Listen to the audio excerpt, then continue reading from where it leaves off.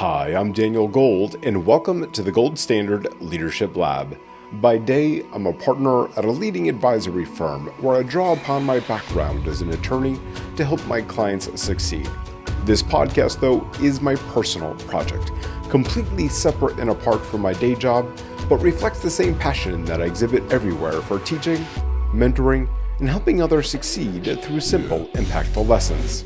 It is my hope that you'll walk away with practical takeaways that help you on your leadership journey. Thanks for being a part of this community and for joining me in the Leadership Lab. Let's get started. Today, we're going to talk about something that no one really warns you about. Not in school, not in business school, not in law school, not in your first performance review. Nobody sits you down before you cross the finish line and says, "This might feel worse than you expect." Let me explain. Because I'm going to start with a conversation that I recently had with my son who just graduated college. They worked hard and did everything right. And when graduation came, certainly they celebrated, but the joy sort of wore off because the relief and pride that they expected, well, they actually felt a little bit lost. Why? They told me that they didn't know quite what to do with themselves because for their entire life, from the age of 5, there always was school, a next grade, a next semester, a next assignment, and then in an instant, it was over. No more school. And that's when the reality sets in. And I'm going to tell you what I shared with my son because it's relevant for all of us as leaders.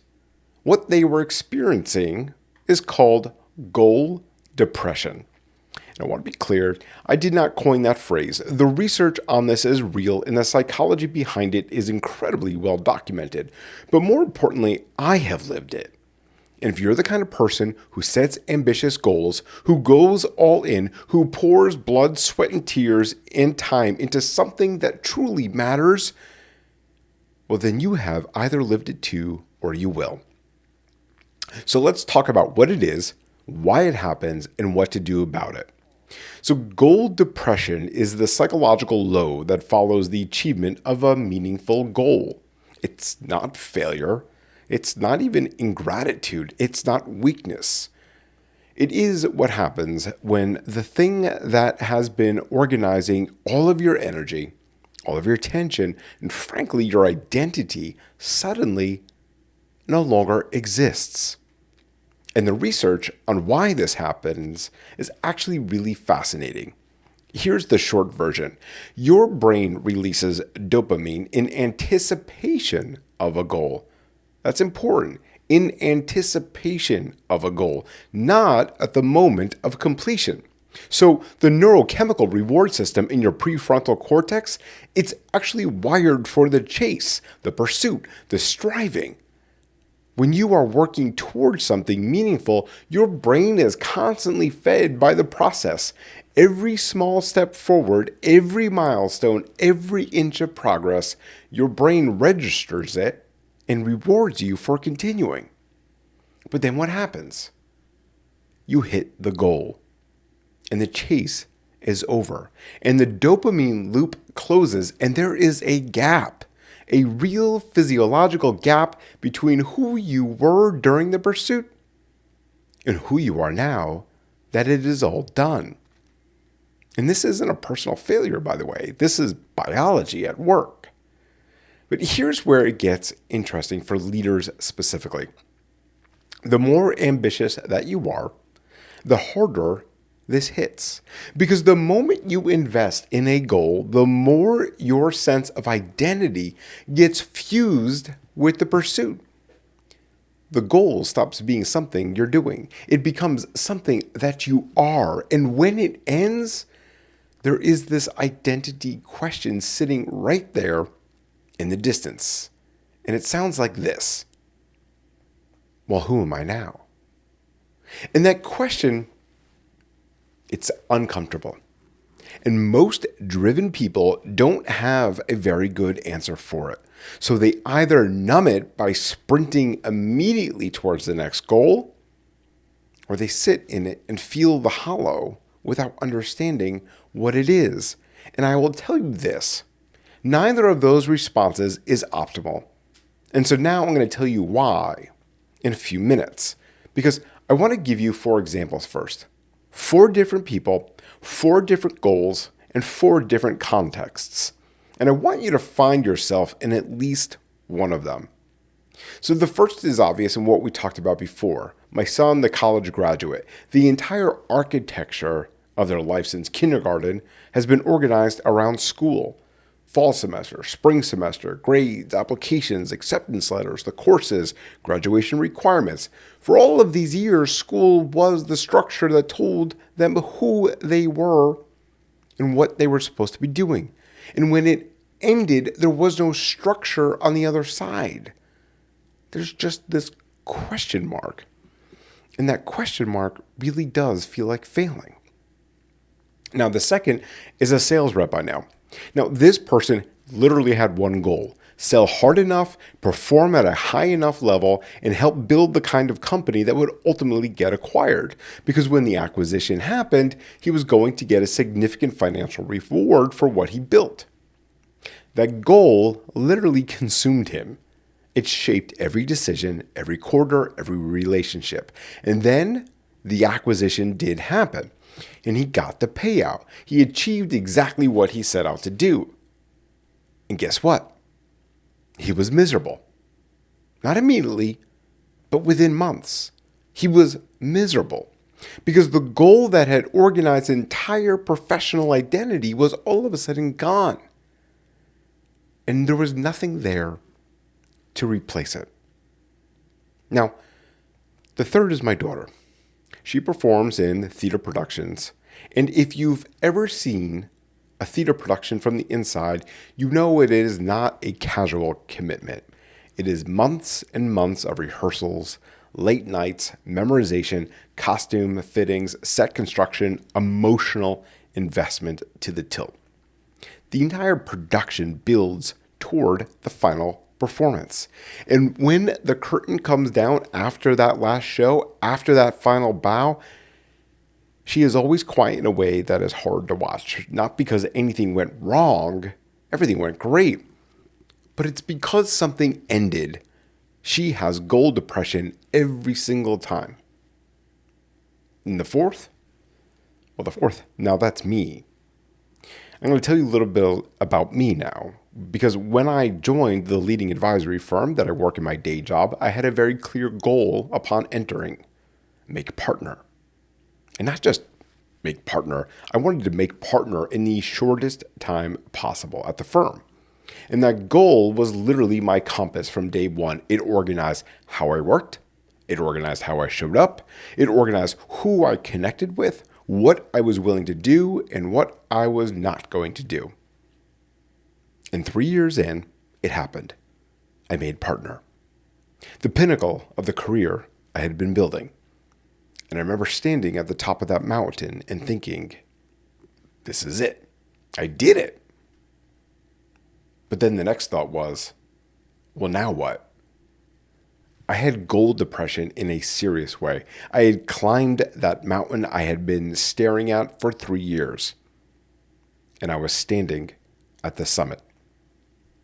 And I felt the wind. And I looked around. And I didn't know what came next.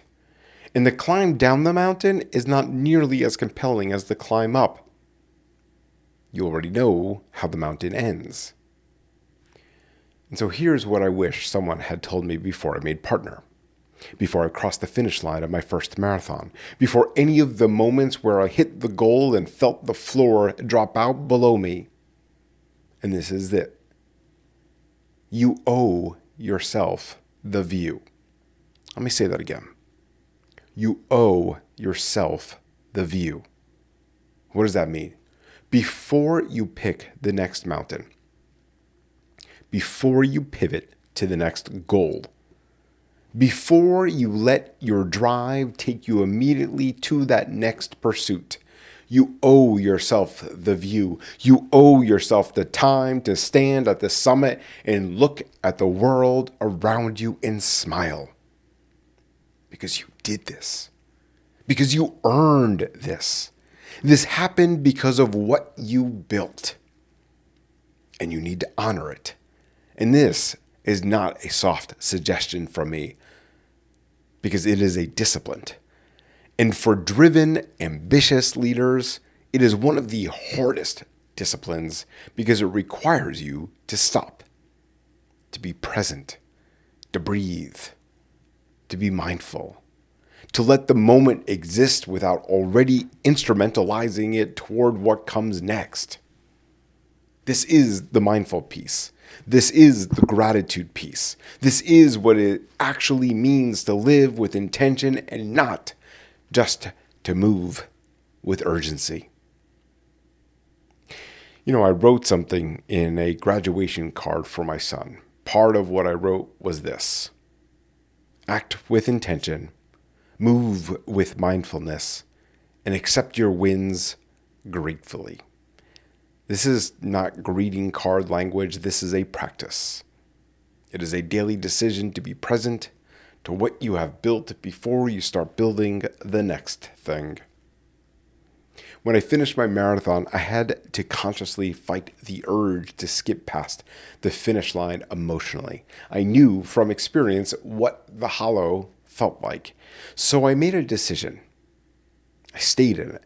I let myself feel what it meant to have crossed that finish line. I let all of those miles matter. All of them, not just the 26.2.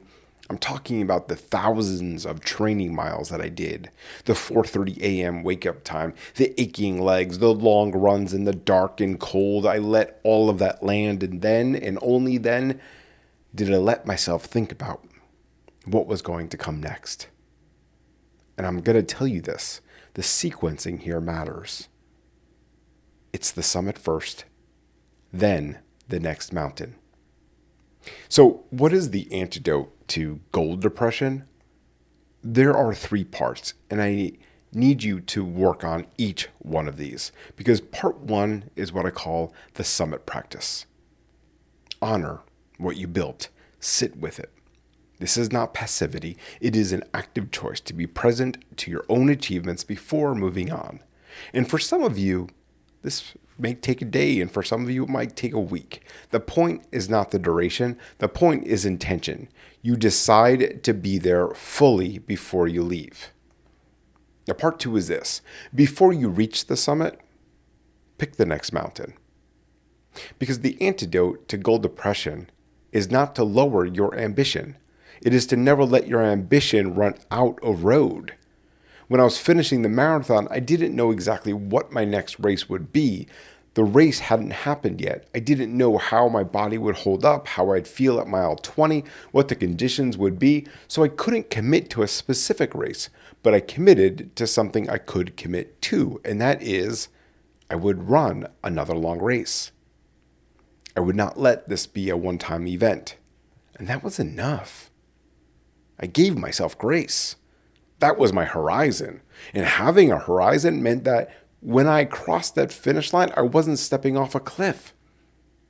I was stepping onto the next trail. Before the goal expires, name the next one. It does not have to be fully formed. It does not have a date or a finish line or a specific target. But look, it has to exist, even as a direction, because a direction is enough to keep that very, very important dopamine loop open. Now, finally is part 3, and this is the one that most leaders miss. It is to fall in love with the learning itself. The most durable antidote to goal depression is not having better goals. It's becoming constitutionally curious. When you are genuinely, consistently hungry to learn, to grow, to understand more than you understood yesterday, you are never standing at a final summit. Because every answer opens a new question, and every skill gained reveals a new skill to develop, and every door opened shows you the hallway beyond it. This isn't a productivity hack I'm teaching you. This is your identity. The leaders who age well, who stay relevant, who continue to grow long after they have achieved what most people set as their peak, they are not the ones with the best goal-setting systems. They are the ones who are still curious, who are still learning, still genuinely interested in the world and the people in it. And here's what I know from watching this play out across decades in law, in technology, and in leadership. Curiosity compounds. Why? Because the more you learn, the better you get at your craft. The better you get at your craft, the more doors open. And the more doors open, the more you connect with people doing remarkable things. And the more you connect, the more opportunity finds you. It is a workflow, and it is self-sustaining in a way that gold chasing alone never is.